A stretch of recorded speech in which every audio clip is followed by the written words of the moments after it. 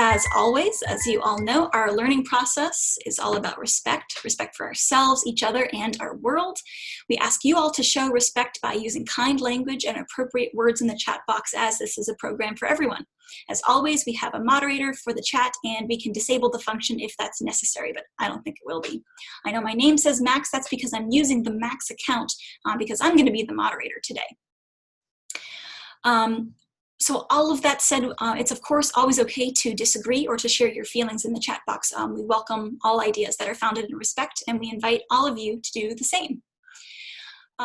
So when we had the lab on site, we encourage our learners to lead with their questions and ideas. So we will be asking you all plenty of questions, and we hope that you will share your ideas and your own questions as much as possible in the chat. Now, this is a really exciting special lab at home because we kind of have two of us who are going to be going back and forth. I'm going to kind of hand it over to my friend Jenna, who is going to be leading our lab at home today. Welcome, welcome, guys, and a special welcome to Cowboy the Cat. That's a wonderful name. Today we are going to talk a little bit about optical illusions, and you guys can put in the chat if you've ever seen an optical illusion, if you have no idea what an optical illusion is, or if you're excited to look at some optical illusions. Peregrine, do you like looking at optical illusions? I think that I do. Sometimes it kind of is confusing for a minute, but that confusion is it's so interesting and not something that I normally see that I really like looking at them. Yeah, so let's break down what an optical illusion is first. Let's start with the word optical. Does anyone know what the word optical means or has to do with? Sometimes it is associated with one of our body parts. Oh, some people do love optical illusions. That's great. That's wonderful to hear. What does the word optical mean? What is that talking about? I can give you a hint. Yeah, Ty, that's right. Optical means of or having to do with your eyes. And so our vision, that's right. So we have the word of or having to do with your eyes, vision, and then we have the word illusion. What does the word illusion mean? That's a tough one. That is a tough one. Has anyone ever heard? Oh, that's a good guess. Not real. That's pretty good. That's pretty much it. A trick played on your eyes. Great job, Ty. So what we're doing here is we're going to trick our brains. Ooh, Zach King's Optical Illusions on YouTube. Yeah, those are really cool. He's a very skilled editor. But something we're going to do is we're going to trick our brains today into seeing things that aren't really there, which I'm really excited about. And sometimes our brains take shortcuts to things, which is why what we perceive or what we see and how we know isn't necessarily the reality or isn't necessarily real. So I'm really, really excited to share some of that with you guys. Are you excited, Peregrine? I'm really excited. I want to see what these are. I haven't been able to see these yet, so I'm excited to see which ones you have. Looks like someone also recognizes us from camp. Oh, that's so fun. That is extremely fun. Hi, Claire. And we've had some other really good additions in the chat as well, saying something that plays a trick on your eyes or something that messes with your mind. So that's a really great primer for us to look at these optical illusions. That is so fun. All right, so we talked a little bit about what they are. We kind of understand what they are. Ooh, we got a pun in the chat too. Right now, we're going to look at an optical illusion that causes motion. So I want everyone to take a look at this optical illusion that's on the right. And I want to know if you guys see anything that's moving if you look at it for a while. Is this a GIF? No. No, this is an image. It's just an image. It's really moving that much for you, huh, Peregrine? I'm seeing some movement, and I'm trying to figure out. So what I'm doing is I'm trying to figure out, like, if I cover half of it with my hand, does that change anything? Or if I close one of my eyes? I don't know. It's still going.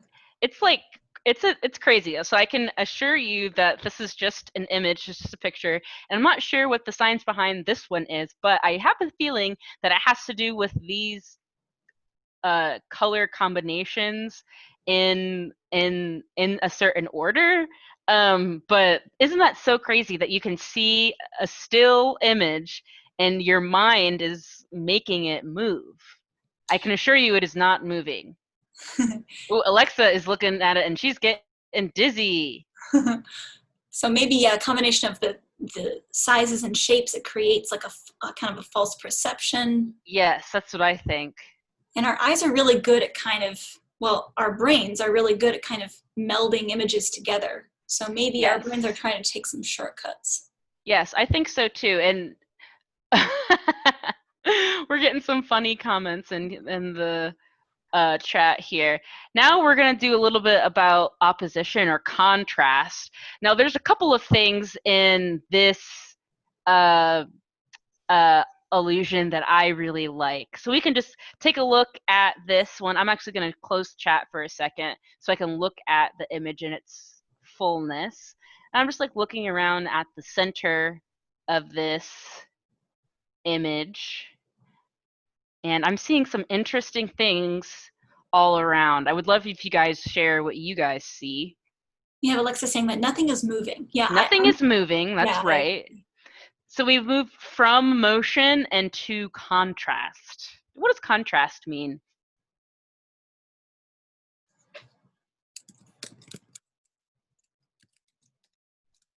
That's a tough one. When I think of contrast, I think of compare and contrast. So compare is like same, and contrast is different. So two things that are differing from each other, almost like opposites. Great. We said it at the same time. So when we look at this optical illusion, Peregrine, I would love to hear what you saw. So when I'm looking at it, I see a bunch of gray lines that kind of all intersect to create kind of diamonds and also quadrants. And there's black dots every so often. But when I look at different places in the image, the black dots seem to go away. But then when I look back, they're there. Yeah, I think Laura had the same experience that you did, that the dots appear and disappear. So that's one thing that I saw. So whenever I look in the center here, like the ones on the darker dots on the outside disappear. And something else happens with contrast too, which is where all of the gray lines are intersecting. Did you guys see any of the anything interesting with the gray lines that are intersecting? Could you show us with the mouse a place where they're Sure. So like right intersecting? here or Okay. here or here in these areas. Maybe this is just the way that I'm perceiving this image, but I see like a lighter circle in these areas. Like it looks like a different color from the rest. You know what? I don't know. I can't describe it, but it all looks like different colors. It looks like, yeah, like different shades of gray. We have Ty saying that Yeah. some parts of the squares seem kind of like they're popping out, and maybe that's Ooh. a little bit what we're seeing as well. VJ is having a similar experience too. And I'm loving that we're all having either similar or different experiences, and we're perceiving all of these the same images but differently. And that all has something also to do with the way that each of our brains process individually. I think that's really special. So we're going to look at something else too, a color enigma, which I absolutely love. So I would love for you guys to tell me what color you see this dress, or if you've ever seen this dress before. Okay, I'm seeing two similar answers. Peregrine, what color do you see? I remember when this happened and the whole internet just exploded with people really they felt very strongly. It's either this color combination or this color combination. Wait a minute, we have a blue, green, and brown. Ooh. We have blue and brown. All I can see is blue and black. Although I blue and brown maybe. I also see blue and black. Do we have any, what is it, white and gold? Mm-hmm. Does anyone see white and gold? Purple and brown. Oh, split. Gold and white. blue and black. Oh, yes. I was hoping someone would see gold and white. And this, I remember when this happened too, the internet did explode. Someone sees white and gold. Oh my gosh. This is so fun. I love that it's so different. And I don't know if this is the Yes. case for you all, but when you see the colors that you think that you think that you see, you can't change your mind, right? It's really Yes. hard to see what other people are seeing. Like Yes. I'm trying I to, cannot see white and gold. I can't see it. I only see blue and black. we have I've so tried really hard to like concentrate and change the color, but I just think it's, and you know what I think it is? And I've done a little bit of searching into this, that I actually think it's the resolution of everyone's devices that they're looking at, and the number of pixels too. So not only are our brains sometimes, you know, working counterintuitively, our devices affect our perception too, which I think is really, really special. And we're seeing lots of different answers of colors, which I am just loving. mhm. It Sometimes really shows us how our perception can be so different. sometimes I try to imagine that it's in like a very like dramatic shadow, maybe, and that's why it's some people see white, like it's just Yeah, white that's shadowed, but it's hard to see. I love that we're seeing so many different things. I That's love that. I hope that continues for the next couple of ones. I agree. Okay, we got a really good comment there. I hope you share with us. We're moving on from color enigmas to geometric illusions. Now, this one is really special. So this one I think is called checker bulge. Oops, sorry. There we go. This one is called checker bulge, and right here we just have a normal checkerboard, white and black, but it's supplemented, or it has added to it, little squares in some of the checker squares. Now, how is that affecting your perception of this checkerboard? Ooh, Ty shared that it looks 3D.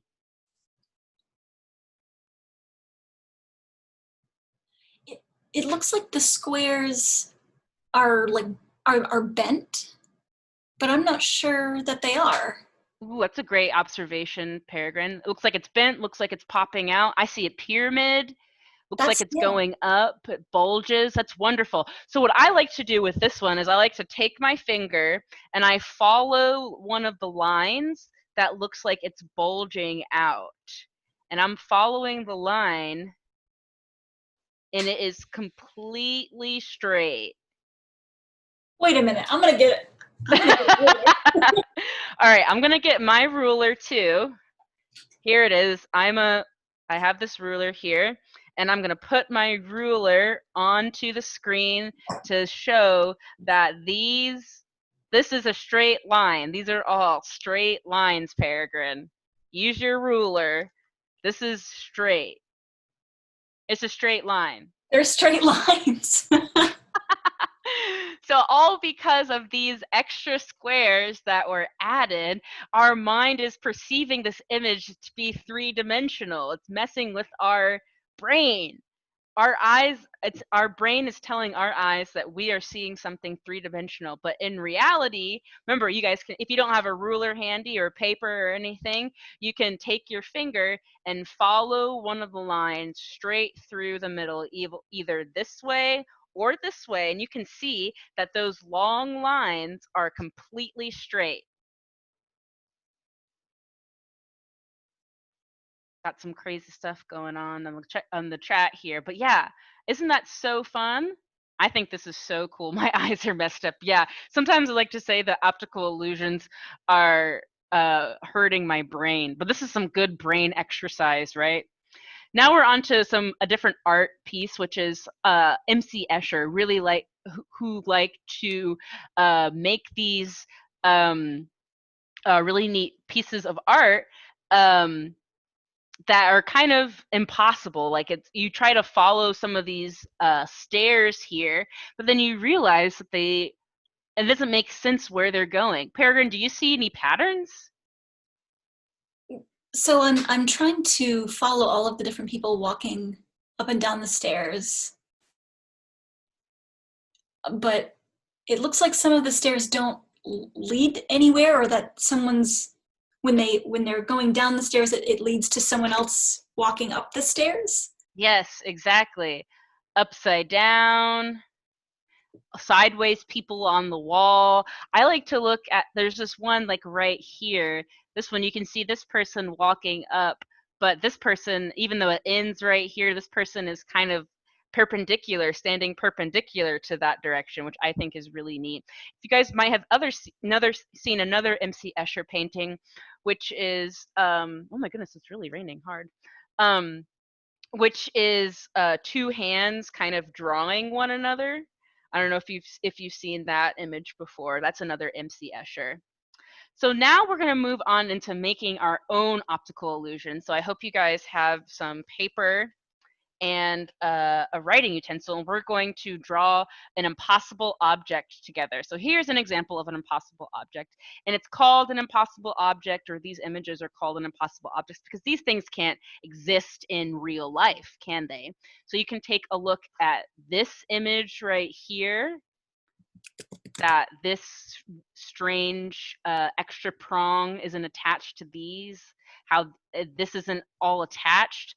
We can look at this like screw here. This can't exist because this is not going anywhere. Or this plank here isn't attached either. It just can't exist. If you try to follow the lines, you can see that it's not simple. Do you know what I'm saying, Peregrine? Am I explaining this well enough?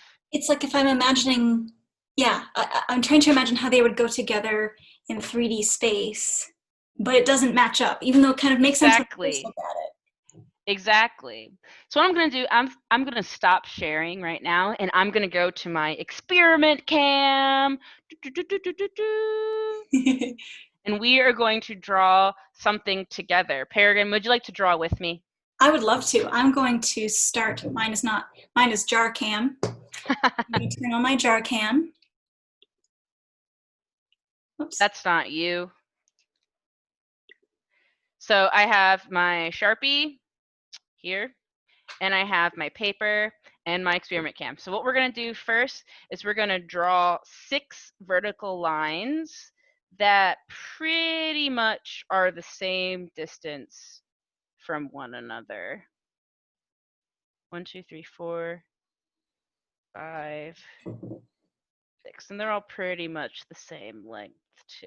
While we're drawing, I wanted to ask: is there anyone who is doing this experiment along with us at home? Yes, I would love to know. Let's see if I can look at that We also chat. want to make sure that we're leaving enough time for everybody to kind of stay on the same page, literally in this case. So it looks like we have a fair amount of people. That's great. So we are drawing, yeah, these 6 parallel lines, Yes, meaning they. that's so wonderful. All right, now the next step is to draw some hats on the top of your line. So I'm just going to draw these triangles like this. So right now, I think these look a little bit like buildings or fence posts. What do you think they look like to you, Peregrine? To me, they look like unsharpened or barely sharpened pencils. Oh, that's a good simile. So what the next step is, after you've drawn these triangles on top of your lines like so, you're going to take this end of the paper that has the triangles and kind of fold it so you only see half of your drawing, or you only see half of your 6 lines here. I'm going to make mine look a little prettier. Now this next part is a little tricky. So I'm going to go nice and slow for you guys. So here we go. You start with this first line on this side, and you're going to loop it all the way over to the second to last line. Like that. Yes. And then you're going to take the second end of the line, and you're going to loop it right on over to the next one. So it's like we're making a U shape. Okay. Yeah, we're drawing a 3-dimensional U. So now we just have to make it look 3-dimensional. So we're going to take this middle line here, and it looks, you know, this is the inside of the U, and then we're going to take the last line to draw the side of the U. Just like if you had a block that was in the U shape, it would look just like that. Okay, so I'm drawing my line. I'll draw it from here to here, but I won't draw it in front of that shape. Exactly. Okay. So it looks a little bit like that. And then when you fold open your paper, Whoa! you have your own impossible object. All right, so wait a minute. If I'm trying to see the U, all right, like here's one part of the U, and I go over, I follow the bottom, but then it doesn't go anywhere. Exactly. How fun is that? That's really neat. I like that I couldn't see this illusion until I saw the entire thing. When we were looking at the bottom half, it didn't really make sense. This is a cool shape. I think so too. Were any of you at home able to draw this impossible object? I hope so. We had quite a few people joining us from home drawing it. Kinda, we got a kinda. Yeah, it's a little bit tricky, but I really encourage you guys to keep at it. You want to try again? All right, I can try one more time, but real quick, because we have one more activity to do. Peregrine wants to show you guys some really cool. I'd love to. All right, so I'm just gonna do this pretty quick. 2, 3, 4, 5, 6 here, and then we have our hats. And then we have the U shape. First in to second to last. Then we have the second line to the neighbor line right there. Then we have this is going to connect right here to make the inside of our U. Oh, I forgot to fold. So we're going to make this connect to here as the inside of our U, and then we're going to connect to the bottom here as the outside of our U. And then there we go. There we have it, our impossible object. Oh, cool. I tried to draw my line shorter to see if that would make any difference in the illusion, but it kind of does the same thing no matter what the size of the lines are. Pretty cool. All right, I'm gonna go back to my face cam because I want Peregrine to share what they have. All right, so I have got, this is something that is maybe has to do with our optical perception, our ability to see things, but actually tests kind of a different ability of our brains. So really quickly, I am gonna switch back to my regular cam. All right, so you were able to see just a moment ago that I have this drawing of a star down here, and it's taped to my desk so that I can trace over it with my dry erase marker. It's just inside of and if you ever do this at home, you can use just a regular pencil and paper to do it, but I want to be able to erase my lines and go back, so I've made my own kind of dry erase board by putting a piece of paper in a Ziploc bag and using a dry erase marker. That means I can wipe them all off. So I've got my star here. And what I want to do is be able to look at my star's mirror image. So I've got a mirror here. This is the only small mirror in my house. But I have this mirror. Oh, I can see myself. So I have this mirror, and when I look in the mirror, I can see an image of things, but it's backwards. It's switched around. So I would like to see how that kind of maybe changes my perception of the way that lines go if I'm trying to trace my star. So I want to make sure that I'm only looking at my star in the mirror, that I'm not seeing out of the corner of my eye the way that the star is in real life. So I have this little box that I've created to block my view. So the star is kind of underneath it. I can't see it from the top. I'm going to hold the mirror in front of me and look in the mirror in order to trace it. Sounds easy. It does sound easy. I'm going to go ahead and switch to jar cam here. So you can kind of see me there. Now I am looking in the mirror. Right now it's directly in front of my star. And I'm just going to try and trace this star. So I'm going to start here and go around. Wait, that's not the right direction. Okay. So when I first... All right, come on, Peregrine, you got this. Just tracing a star. When I first started, my brain wasn't sure what direction to go. And you might notice I'm doing it so slowly. Nope. Wait, where is it? Okay, wait. No. Nope. I feel like I feel like I'm trying to push my brain to go in the right direction or the correct direction. Oh, this wasn't good. That's good. That's good. What I've observed when I have done this just a few times in the past is that it's easier once you get closer to the mirror. Harder once you get farther away from the mirror. I don't know, maybe that's just me. You mean your drawing hand? Correct. That's correct. Yeah, now that I'm moving my drawing hand back towards myself, it's a little bit harder to see what direction I'm supposed to go in. Come on, Peregrine, you got it. So my brain is kind of fighting what my eyes are seeing. Oh, all right, there we go. All right. So this is a pretty interesting looking star that we have here. It really does seem that when you were closer to the mirror, that half of the star is great. But then when I got kind of more toward myself, I was getting confused about what the image of the star looked like in real life versus what I was seeing flipped in the mirror. I'm going to turn it back to my face cam before we kind of look at some of our very, very last illusions here. I just wanted to mention that this is a test that was done with a psychiatry, or rather a neurology patient who had heavy anterograde amnesia. So this individual was unable to form long-term memories. So they had him do this exercise, and he probably, the first time he did it a little bit like me, had a lot of trouble. And they did it with him over a course of different days, different weeks, different months, and he had no memory of doing the experiment because he was unable to form those memories. But his ability to draw the star, he got better and better and better at it.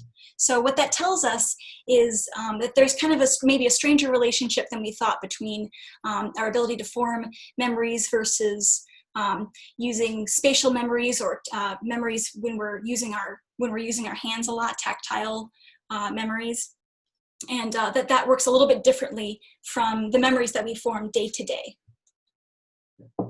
That is really, really interesting. I didn't know that story, Peregrine. I would love to show more optical illusions, but it looks like we're out of time. All right, well, that's okay. I say we're even over time. We are a little bit over time. That is okay. So what we'll do is we can always send you a copy of the one or two that we were planning on looking at. But I wanted to thank you all so much for checking this one out. I know that my brain feels a little weird from having looked at all of those things. It's always great to kind of challenge our perceptions, right? Because people see the world differently, and sometimes that's literally people see things differently than we do, and people's brains work differently than ours. Oh my gosh. Yes, we got lots of chats. I know we're kind of here at the end, but as I was moving my mouse, I moved it the wrong direction because my brain was used to thinking in mirror world. All right. That is so funny. That was an interesting one. Jenna, thank you so much for leading today's Lab at Home. Anytime. Will I be joining you next week?